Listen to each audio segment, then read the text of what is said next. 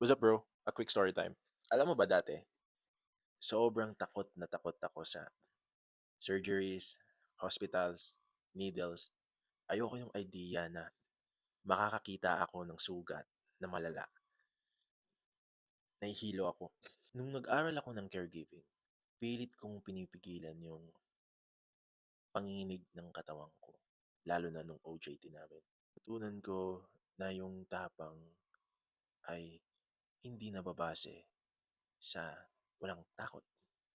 Kung hindi, yung kaya mo pa ding magpatuloy kahit gaano ka katakot. Ngayon, na-realize ko lang, sobrang proud ko na sa bawat hakbang na hinarap ko, mas naging matibay ako. Kaya kung may takot ka man ngayon, tandaan mo, minsan ang tunay na lakas ay lumalabas habang nanginginig ka pa, pero hindi ka umatras. Kaya mo yan, bro. Nandito lang kami.